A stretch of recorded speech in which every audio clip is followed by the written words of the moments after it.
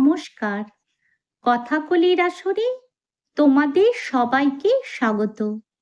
আজ আমি তোমাদের লীলা মজুমদার সম্পাদিত উপেন্দ্র কিশোর গল্প সমগ্র থেকে সাক্ষী শিয়াল গল্পটি পাঠ করে শোনাব।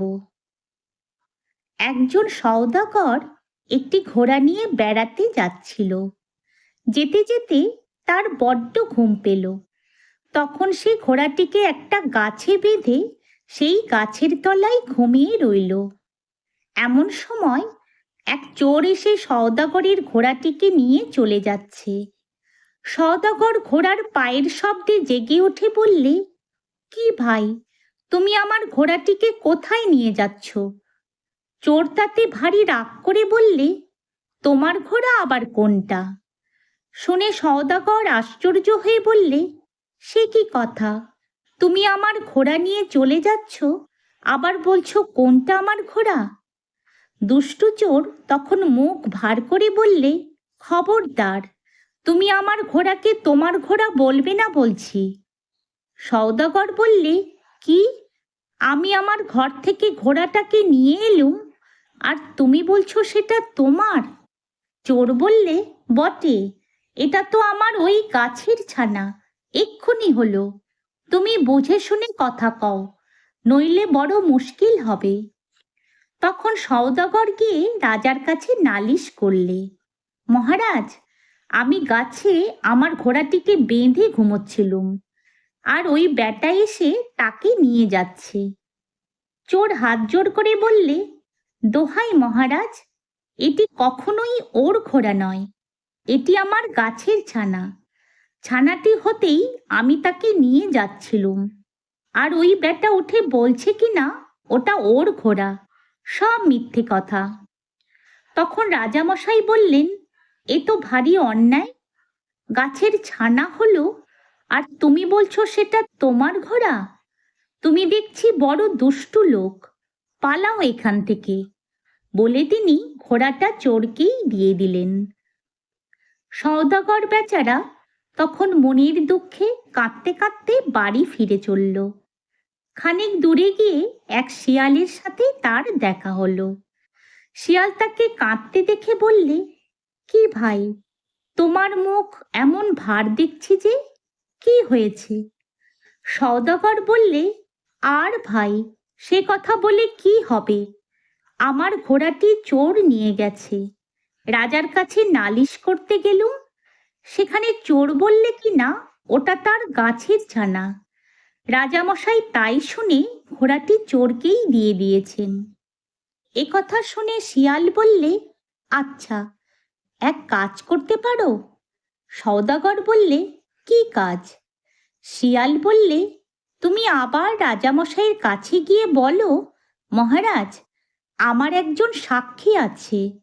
আপনার বাড়িতে যদি কুকুর না থাকে, তবে সেই সাক্ষীটিকে নিয়ে আসতে পারি। তখন সওদাগর আবার রাজার কাছে গিয়ে বললে, মহারাজ, আমার একটি সাক্ষী আছে, কিন্তু আপনার বাড়ির কুকুরদের ভয়ে সে আসতে পারছে না। অনুগ্রহ করে যদি কুকুরগুলোকে তাড়িয়ে দেবার হুকুম দেন, তবে আমার সাক্ষীটিকে নিয়ে আসতে পারি। তা শুনে রাজামশাই তক্ষুনি সব কুকুর তাড়িয়ে দেবার হুকুম দিয়ে বললেন, আচ্ছা, এখন তোমার সাক্ষী আসুক।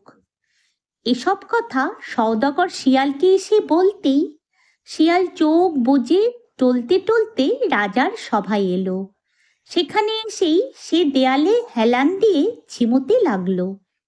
রাজামশাই তা দেখে হাসতে হাসতে বললেন, কে, শিয়াল পণ্ডিত, ঘুমুচ্ছ যে? শিয়াল আচোখ মিটমিট করে তাকিয়ে বললে, মহারাজ, কাল সারা রাত জেগে মাছ খেয়েছিলুম, তাই আজ বড্ড ঘুম পাচ্ছে। রাজা বললেন, এত মাছ কোথায় পেলে? শিয়াল বললে, কাল নদীর জলে আগুন লেগে সব মাছ এসে ডাঙায় উঠল, আমরা সকলে মিলে সারা রাত খেলুম, খেয়ে কি শেষ করতে পারি? এ কথা শুনে রাজামশাই এমনই ভয়ানক হাসলেন যে আর একটু হলেই তিনি ফেটে যেতেন। শেষে অনেক কষ্টে হাসি থামিয়ে বললেন, এমন কথা তো কখনো শুনিনি। জলে আগুন লাগে, এও কি কখনো হয়? এসব পাগলের কথা। তখন শিয়াল বললে, মহারাজ, ঘোড়া গাছের ছানা হয়, এমন কথাও কি কখনো শুনেছেন? সে কথা যদি পাগলের কথা না হয়, তবে আমার এই কথাটাই কি দোষ হলো? শিয়ালের কথায় রাজামশাই ভারী ভাবনায় পড়লেন। ভেবে চিনতে শেষে তিনি বললেন, তাই তো, ঠিক বলেছ। গাছের আবার কি করে ছানা হবে? সে বেটা তবে নিশ্চয়ই চোর। তখনই হুকুম হলো, আন্তরে সেই চোর বেটাকে বেঁধে। অমনি 10 জন পেয়াদা গিয়ে চোরকে বেঁধে আনলে। আনতেই রাজামশাই বললেন, মার বেটাকে 50 জুতো। বলতে না বলতেই পেয়াদারা নাগরা জুতো খুলে চটাস চটাস করে চোরের পিঠে মারতে লাগলো। সে বেটা 25 জুতো খেয়ে চেঁচিয়ে বললে, গেলুম গেলুম, আমি ঘোড়া এনে দিচ্ছি, আর এমন কাজ কখনো করব না। কিন্তু তার কথা আর তখন কে শোনে?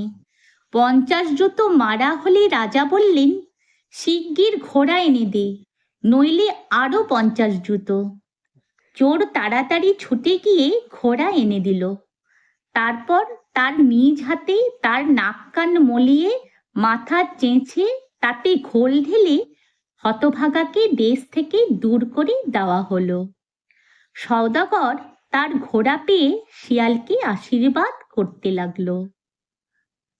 যদি তোমাদের এই গল্পটি ভালো লেগে থাকে, তাহলে একটা লাইক ও আমার এই চ্যানেলটিকে সাবস্ক্রাইব করে দিও, যাতে তোমাদের জন্য আরো অনেক নতুন নতুন গল্প নিয়ে আসতে পারি। ধন্যবাদ।